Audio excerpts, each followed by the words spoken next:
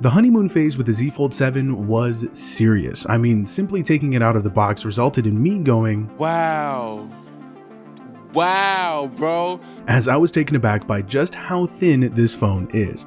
I fell in love instantly, and I was so ready to ditch every other phone in my Android arsenal for this one. So what happened? Do I not love it anymore? What happens when that honeymoon phase is over?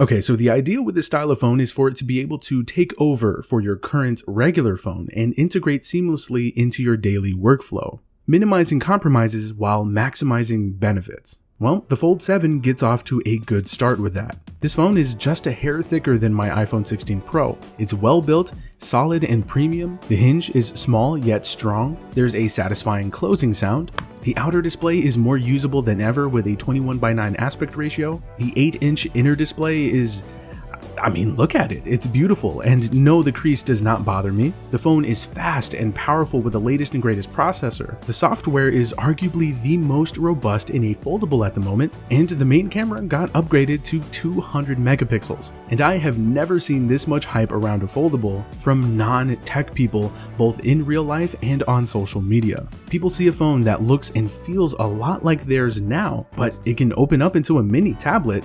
Sign me up, right? This really is something you need to try out in person to get the full idea. And when you do, you too will be saying, wow, bro, that's great. I'm getting chills up here. I recently reviewed Oppo's flagship foldable for the year, the Find N5. Go watch that video after you finish this one. And even though these two phones share nearly identical dimensions, the way the Fold 7 is crafted with its boxier design, sharper corners, and overall lack of curvature actually makes the phone feel thinner than it really is.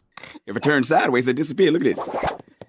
Presto. It is so nice, it's crazy, it's awesome, and I love it. But here's the thing.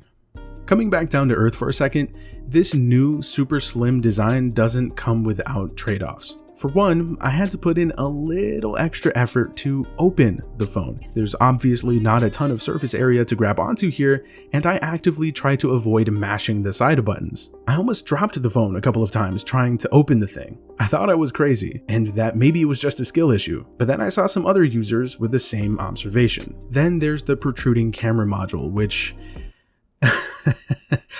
yeah.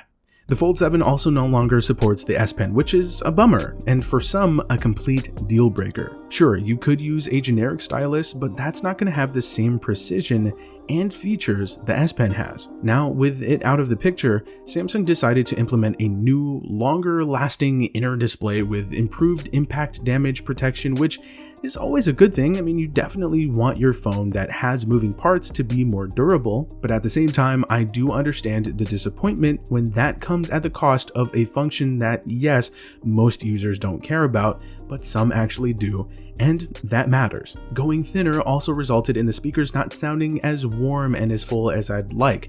They're definitely lacking bass, and in addition to that, there's the obvious battery concern. It's the same size battery as the Fold 6's, but with the screens getting larger, you'd certainly want the battery to get larger too. 4,400 mAh is a tough sell for a phone in this category and price tier, especially when its overseas competitors boast the same or even greater thinness, but with beefier silicon carbon batteries that charge faster. We are still stuck with 25-watt wired charging here. Oy. Luckily, the Fold 7's battery life hasn't been bad in my experience, albeit not the best either. A single charge gets me through a full day pretty comfortably with light to moderate use.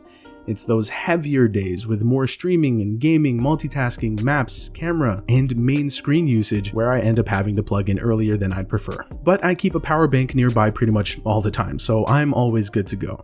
This one here is the Rapid Pro from EcoFlow, an absolute tank with a 27,650 mAh capacity. I don't even have to remember to bring a separate cable because it has one built in. It's a retractable 140-watt USB-C cable I can use to charge my Z Fold 7 at its max speed. It can charge all kinds of devices like laptops, tablets, gaming handhelds, headphones, drones, and more. It can charge a 16-inch MacBook to 50% in just 30 minutes, and with the extra ports up top, I can charge 4 devices simultaneously with a stable output of 300 watts spread across the devices. It's quick. The built-in display showcases power input and output, battery health and temperature, and more. You can use the EcoFlow mobile app for settings and stats and even custom images, which you can share with people who have the same power bank. It also recharges quickly too with extreme technology. A single input at 140 watts can charge it back up to 80% in 40 minutes. 2 inputs at 280 watts charges to 80% in 26 minutes, and with this Rapid Pro desktop charger, it can charge to 80% in 20 minutes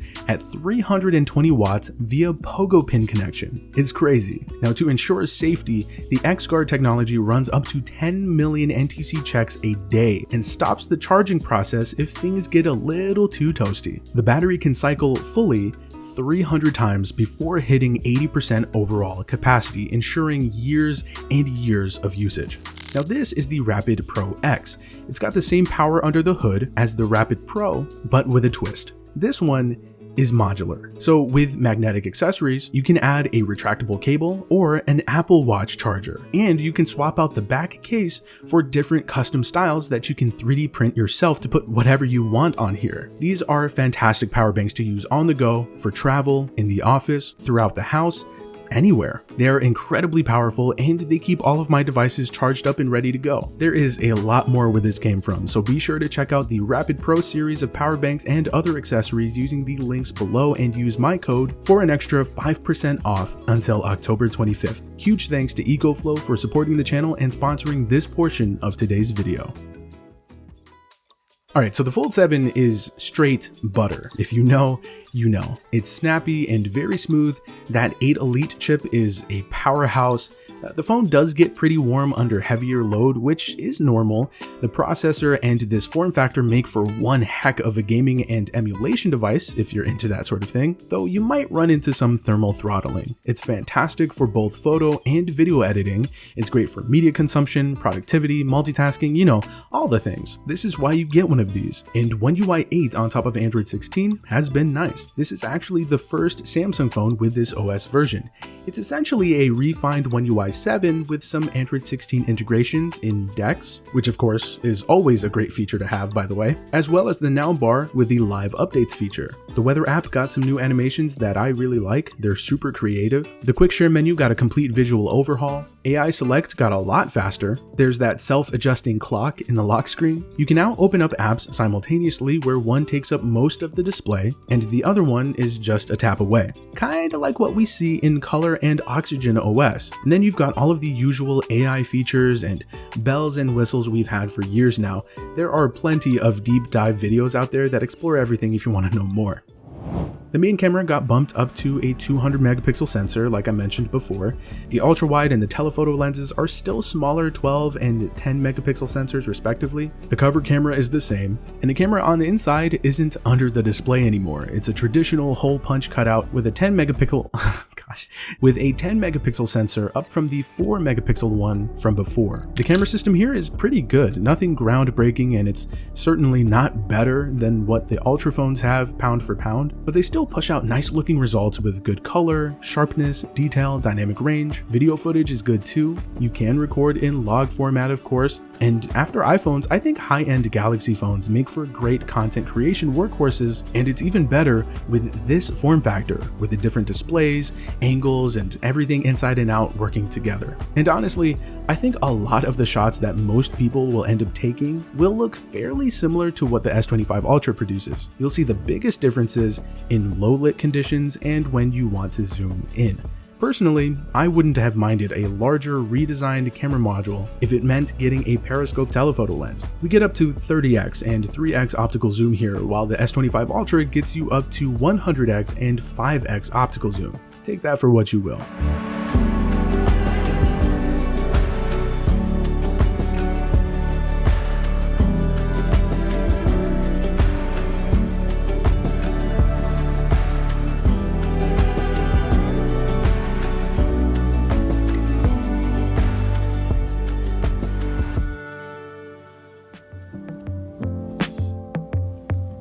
So I get it, at 2,000 bucks here in the States, it's a tough pill to swallow. Even with trade-ins and discounts, it's still gonna be an expensive phone. Smaller battery with relatively slow charging speeds, no S Pen support, no Qi 2 magnets, no anti-reflective display. Yes, you can add a screen protector to get that. Not to mention, there's no IP68 dust and water resistance, which the Pixel 10 Pro Fold just got. But here's the thing though, it is incredibly easy to focus on what a phone doesn't have.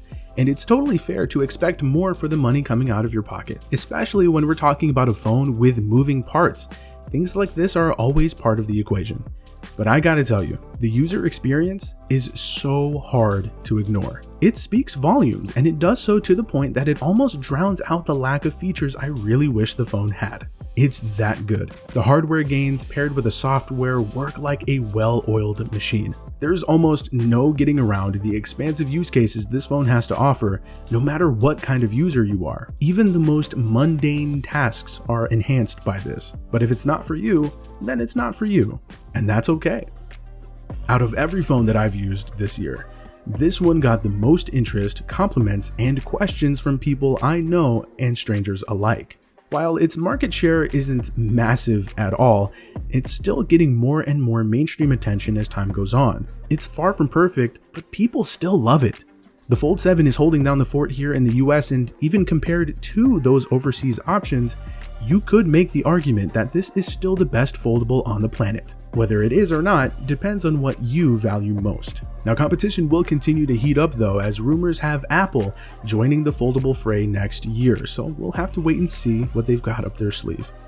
Regardless, the Fold has come a long way over the years. The 7 is the best one yet, and it is pure awesome. I'm really looking forward to the next iteration and the growth of this device category in general. If you made it to this point of the video, you are awesome. Go ahead and drop a potato in the comments and let me know what you think of the Galaxy Z Fold 7. Thank you so much for watching.